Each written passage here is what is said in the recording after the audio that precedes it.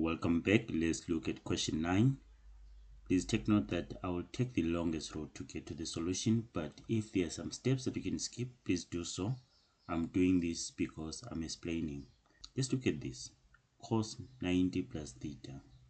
We have to remember the core function here. Cos 90 plus theta is the same as negative sine theta. Okay, so it's going to be negative half sine theta here. It's going to be negative 1 over 2 sine theta. Okay, and then minus, and then sine theta is not changing, still sine theta. And then what do we do with this? Right, we have to factor out negative 1. Remember what we do in algebra when you have x minus y, and then if you factor out negative 1 here, you get what? Negative 1 outside the bracket, and then y minus x. So it's the same thing. We factor out negative 1 here, then becomes sine, and then negative, and then 90 degrees minus theta, like that. Okay, and then this is a negative angle. Remember, sine negative theta is just the same as negative sine theta. Okay, we'll do that in the next step, but let's do the others. Okay, cos 180 degrees minus theta. I'll write it like this and say cos 180 degrees minus theta, like this, and then what? Squared, so that you can clearly see what I'm doing here. Okay, this and this is just the same thing, right? And then what is cos negative theta? This is a negative angle. Cos negative theta is cos theta, so it means it's not changing the negative 2 there. It remains as negative 2 cos theta. Remember negative angles. Sine negative theta is negative sine theta. Tan negative theta is negative tan theta.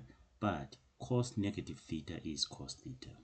Right, now we're dealing with this plus cos squared theta plus 90 degrees. So this one does not change anything. X plus y is just same as y plus x, isn't it?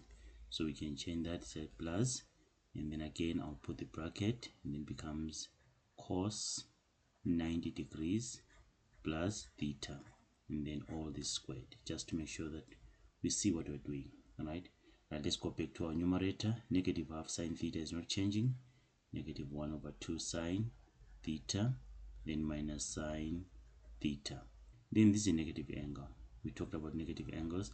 Like sine negative theta is negative sine theta. So the theta here is just like the 90 minus theta there.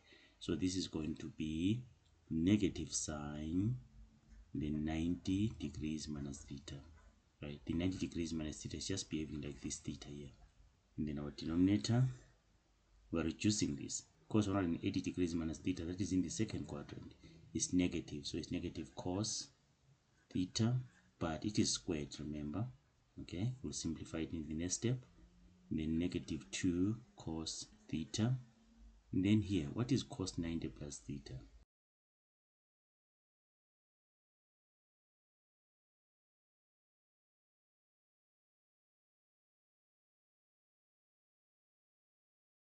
Going back to the numerator, still not changing. Negative 1 over 2 sine theta.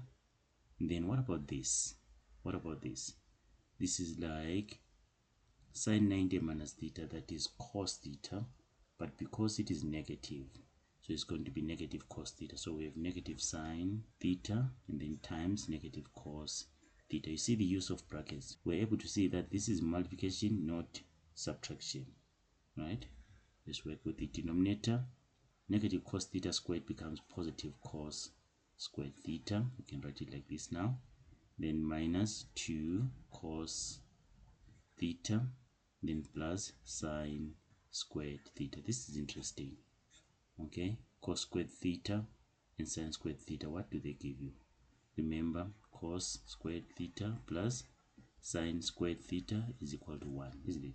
So it means we remain with negative 1 over 2, right, sine theta. Then negative sine theta times negative cos theta will be positive sine theta cos theta, right? These two will give us the 1, so it becomes 1 minus 2 cos theta, right? And then what do we do? At the top there, the numerator, can we factor out negative half sine theta? Yes, we can. Factor out negative half sine theta. Then in the brackets, negative half sine theta divided by negative half sine theta is 1. And then sine theta cos theta divided by negative half sine theta will give you negative 2 cos theta. Please take note of that. Okay, right? And then over 1 minus 2 cos theta. Right, 1 minus 2 cos theta divided by 1 minus 2 cos theta.